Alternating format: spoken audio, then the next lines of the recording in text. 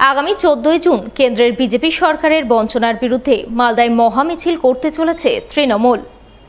সোমবার মালদা জেলা তৃণমূল কংগ্রেস কমিটির বৈঠক শেষে এমনটাই জানালেন জেলা তৃণমূল সভাপতি আব্দুর রহিম বক্সি। এদিন তৃণমূলের জেলা কমিটির বৈঠক অনুষ্ঠিত হয় মালদা শহরের বিনয় সরকার অতিথি আবাসে। উপস্থিত ছিলেন রাজ্যের দুই মন্ত্রী সাবিনা ইয়াসমিন ও তাজমুল হোসেন।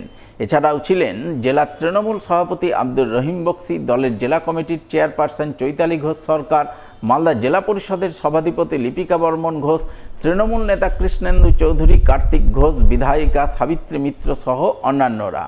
এদিনের বৈঠকে উপস্থিত তৃণমূল নেতৃত্ব ও সাংগঠনিক নানান বিষয় নিয়ে আলোচনা করেন।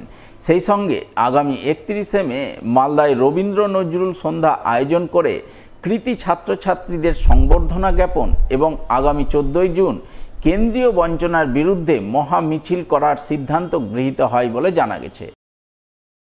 সকলেই ছেলেও আজকের এই সভাটাতে, সেখানে আমরা একটা সিদ্ধান্ত গ্রহণ করেছি যে আগামী 31 তারিখে আমাদের কবিগুরু রবীন্দ্রনাথ ঠাকুর এবং বিদ্রোহী কবি নজরুল ইসলামের যৌথভাবে রবীন্দ্র নজরুল সন্ধ্যা একটা সাংস্কৃতিক অনুষ্ঠান এবং সেখানে যে কৃতি ছাত্রছাত্রীরা আমাদের আছে তাদের সম্বর্ধনা এবং কবিগুরু রবীন্দ্রনাথ ঠাকুরের উপরে এবং বিদ্রোহী কবি নজরুল ইসলামের উপরে যে সমস্ত গবেষকরা আছেন, যেগুলো এখানে তাদের নিয়ে চর্চা করেন, তাদেরকে সম্বর্ধিত আমরা এখানে করব।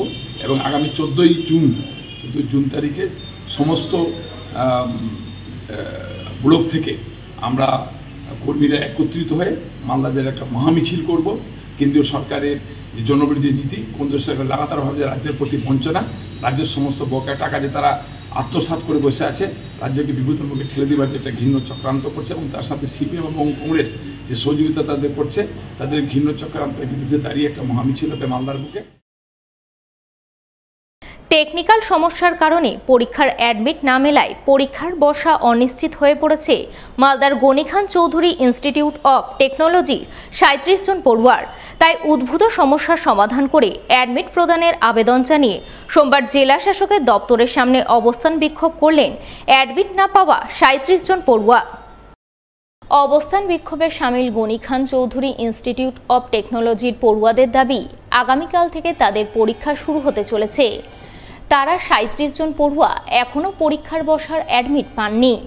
এ বিষয়ে কলেজ কর্তৃপক্ষের সঙ্গে যোগাযোগ করা হলে তারা টেকনিক্যাল সমস্যার দোহাই দিয়ে এড়িয়ে যাওয়ার চেষ্টা করছেন, ফলে তাদের পরীক্ষায় বসা অনিশ্চিত হয়ে পড়েছে।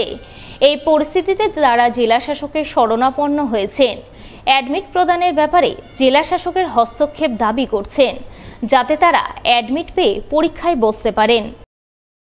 हम लोगों के कॉलेज के थ्रू 38 स्टूडेंट्स का एडमिट कार्ड रिलीज़ नहीं किया गया है, और जब हम कॉलेज से ये बात पूछे हैं कि हम लोग का एडमिट कार्ड रिलीज़ क्यों नहीं किया गया है, तो कॉलेज ने बोला है कि आप लोगों का admit card due to technical glitch के कारण रिलीज़ नहीं हुआ। उसके बाद हम टेक्निकली कॉलेज से जाके रिक्वेस्ट किए हैं कि सर अगर टेक्निकल ग्लिच के कारण हम 38 स्टूडेंट का अगर एडमिट कार्ड रिलीज़ नहीं हुआ है तो आप कुछ करिए। तो वो कॉलेज और मकाउट जो यूनिवर्सिटी आपस में बात कर रही है, लेकिन अभी तक हमें कोई रिजल्ट नहीं मिला है।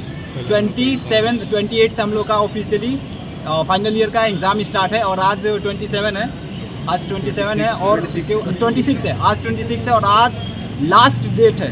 कुछ हो सकता है तो आज ही हो सकता है, वरना ये 38 जो स्टूडेंट है उनका ईयर बैक आ जाएगा इंक्लूडिंग में। और हमने हर जगह हाथ जोड़ा है, रोया है, पैर पकड़ा है, जो भी करना था हमने कर लिया। ना हमारी कोई गलती है, ना हमें कुछ बताया जा रहा है, ना हमसे कोई ऑफिशियली बात किया जा रहा है। डीएम सर से रिक्वेस्ट करेंगे, बताएंगे कि हमारी ये प्रॉब्लम है और हमारी बातें कोई नहीं सुन रहा है, और उनसे रिक्वेस्ट करेंगे कि सर आज भर लास्ट डेट है, किसी भी तरह से हमारा एडमिट कार्ड रिलीज़ कर दिया जाए, और रिक्वेस्ट करेंगे कि कुछ भी करके हमारा एडमिट कार्ड रिलीज़ किया जाए, नहीं तो हमारा 1 साल बर्बाद हो जाएगा। ফের শুটআউটের ঘটনা ঘটল মালদায়। মালদার কালিয়াচক দুষ্কৃতীদের হাতে গুলিবিদ্ধ হলেন এক যুবক। ওই যুবক বর্তমানে আশঙ্কাজনক অবস্থায় চিকিৎসাধীন মালদা মেডিকেল কলেজ হাসপাতালে। রবিবার রাতে ঘটনাটি ঘটেছে মালদার কালিয়াচক থানার মোজমপুর এলাকায়।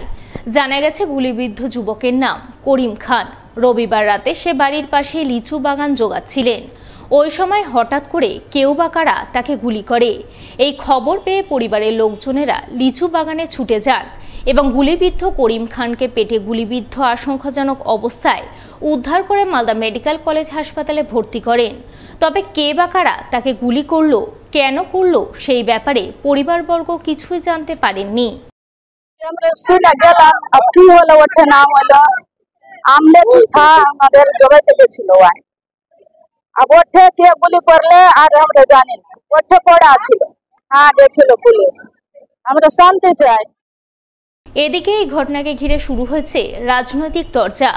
ঘটনায় জেলার আইন শৃঙ্খলা পরিস্থিতির কড়া সমালোচনা করেছেন বিজেপির দক্ষিণ মালদার সাধারণ সম্পাদক অম্লান ভাদুরী, যার পাল্টা জবাব দিয়েছেন জেলা তৃণমূলের মুখপাত্র আশিস কুন্ডু।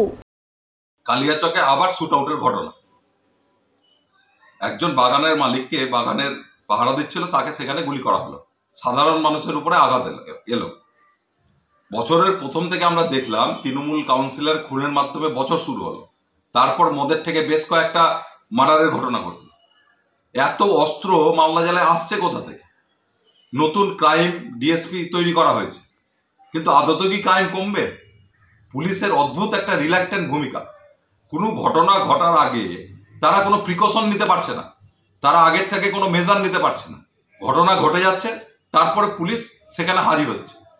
মানুষের একটাই প্রশ্ন যে পুলিশের গোয়েন্দা দপ্তর কি ঘুমিয়ে আছে? এইভাবে সাধারণ মানুষের উপরে গুলি চলছে। আজকে বারবার মালদা জেলায় এত ঘটনা ঘটলো, এত অস্ত্র মালদা জেলায় এলো, তো পুলিশের ভূমিকা কি? জনসাধারণের মনে একটা প্রশ্ন উঠছে। চকের মোজামপুরের যে শুট আউটের ঘটনা, সেটা কোনো রাজনৈতিক ঘটনা নয়।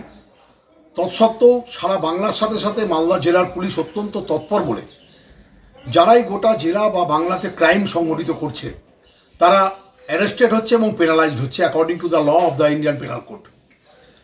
এখানে বাংলাকে রাজনৈতিকভাবে অশান্ত করবার জন্য পার্শ্ববর্তী রাজ্য বিহার, ঝাড়খণ্ড, উত্তরপ্রদেশ থেকে অস্ত্রকে আমদানি করে এই বাংলাকে ছোট করার একটা অপপ্রয়াস ভারতবর্ষের রাজনৈতিক মানচিত্রে চলছে। ভারতবর্ষের প্রধানমন্ত্রী এবং স্বরাষ্ট্রমন্ত্রী গত বিধানসভা নির্বাচনে 10 বার করে যাতায়াত করেও বাংলার মানুষ যখন তাদের মুখে ঝামা ঘষে ফেরত পাঠিয়েছে, তারা আবার স্বপ্ন দেখছে এই বাংলাকে দখল করার। তারা মূর্খের স্বর্গে বাস করছে। বাংলার মানুষ প্রমাণ করেছে কন্যাশ্রীর পক্ষে বাংলার মানুষ রয়েছে, রূপশ্রীর পক্ষে রয়েছে বাংলার মানুষ মমতা বন্দ্যোপাধ্যায়ের নেতৃত্বে। এখানে এই সম্প্রীতির বাংলায় রূপান্তরিত হয়ে যেটা আছে সেটাই থাকবে। বিজেপির যে চক্রান্ত সাম্প্রদায়িক হানাহানির মাধ্যমে বাংলাকে অশান্ত করার চক্রান্তের মুখে আবার বাংলার মানুষ ঝামা করবে।